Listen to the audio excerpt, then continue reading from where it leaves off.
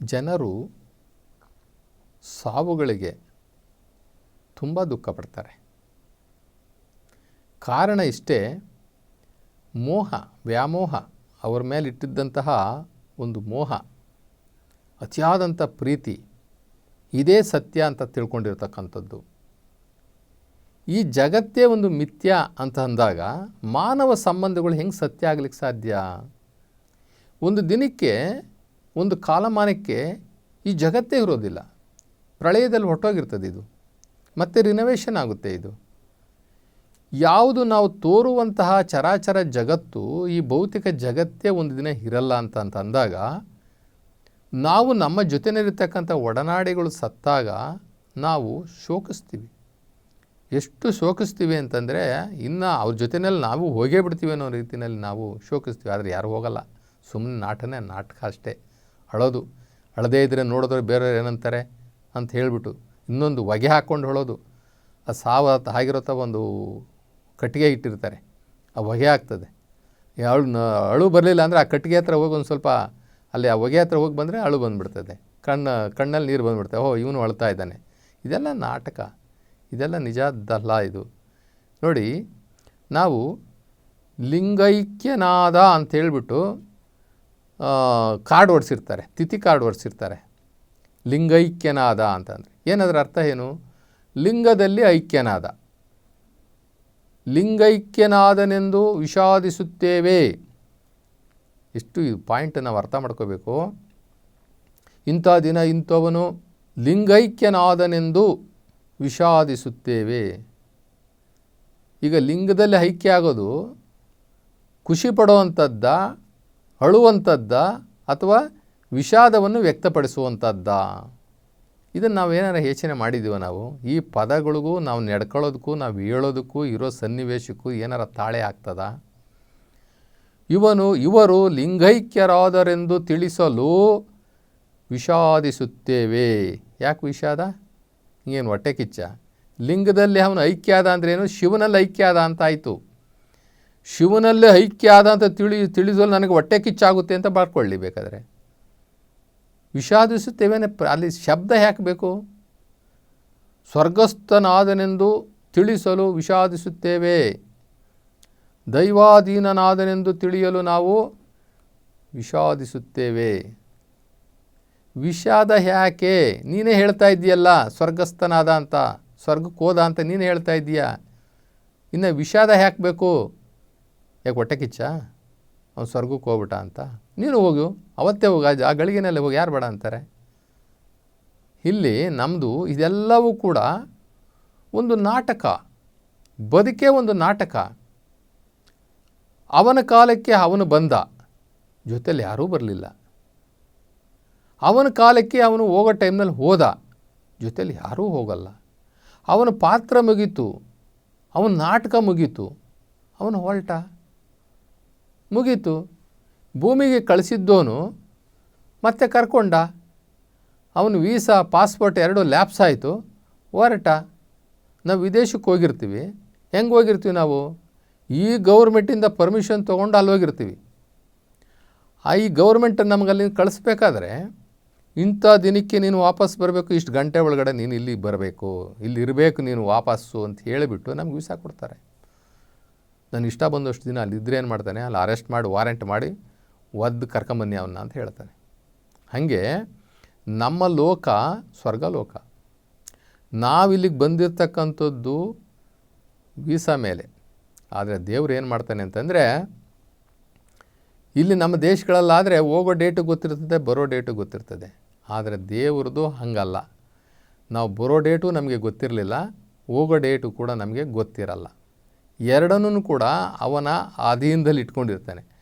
ಆದ್ದರಿಂದ ನಾವು ದುಃಖಿಸುವಂತಹ ಸನ್ನಿವೇಶ, ಇಲ್ಲಿ ಸಂದರ್ಭ, ಅವಶ್ಯಕತೆ ಇಲ್ಲವೇ ಇಲ್ಲ. ಒಬ್ಬ ಸತ್ತಿದನ ನಾವು ತಿಳ್ಕೊಳ್ಬೇಕು, ಅವನ ನಾಟಕ ಮುಗೀತಪ್ಪ, ಅವನ ನಾಟಕ ಮುಗೀತು, ಬಂದ, ಅವನ ಪಾತ್ರವನ್ನು ವಹಿಸ್ದ. ದೇವರು ಆಯ್ತಯ್ಯ ನಿನ್ನ ಪಾತ್ರ ಮುಗೀತು, ಇಳಿಯ ಕೆಳಕ್ಕೆ ಅಂತಂದರೆ ಅವನು ಸ್ಟೇಜ್ ಬಿಟ್ಟು ಕೆಳಕ್ಕೆ ಇಳ್ದ ಅಂತ ನಾವು ತಿಳ್ಕೊಬೇಕು ಅಷ್ಟೇ. ಈಗ ನಾವು ಪಿಕ್ಚರ್ಗೆ ಹೋಗಿರ್ತೀವಿ. ಪಿಕ್ಚರಲ್ಲಿ ಹೀರೋಯಿನ್ನು, ಹೀರೋ ಅಥವಾ ವಿಲನ್ನು ಎಲ್ಲರೂ ಇರ್ತಾರೆ. ಎಲ್ಲರೂ ಅವ್ರವ್ರ ಪಾತ್ರಗಳನ್ನು ತುಂಬ ಚೆನ್ನಾಗಿ ಮಾಡ್ತಾಯಿರ್ತಾರೆ.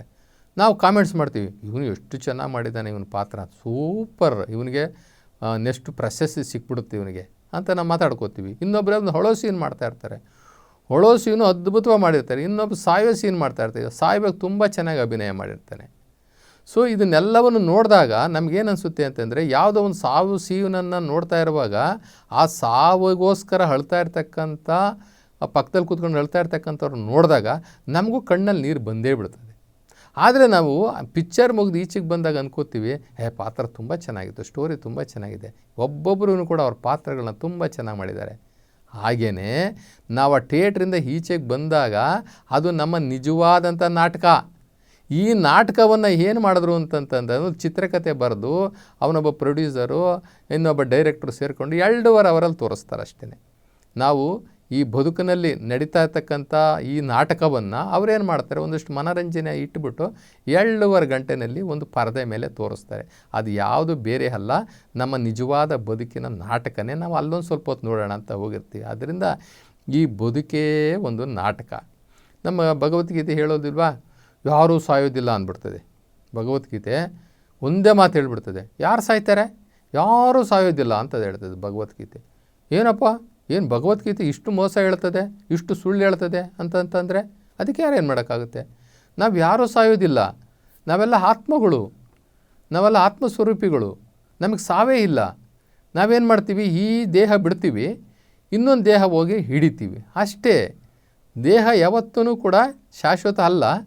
ಸಾಯೋದು ಯಾವುದು ಅಂತಂದರೆ ದೇಹ, ನಾವು ಅಲ್ವೇ ಅಲ್ಲ. ಯಾರು ಆತ್ಮಸ್ವರೂಪಿಗಳು, ಆತ್ಮ ಅಂತ ತಿಳ್ಕೊಂಡಿರ್ತಾರೋ ಅವ್ರಿಗೆ ಅನಿಸುತ್ತೆ ನಾವು ಸತ್ತೇ ಇಲ್ಲ. ಮತ್ತು ಸತ್ತಿದ್ದು ಯಾವುದು? ದೇಹ.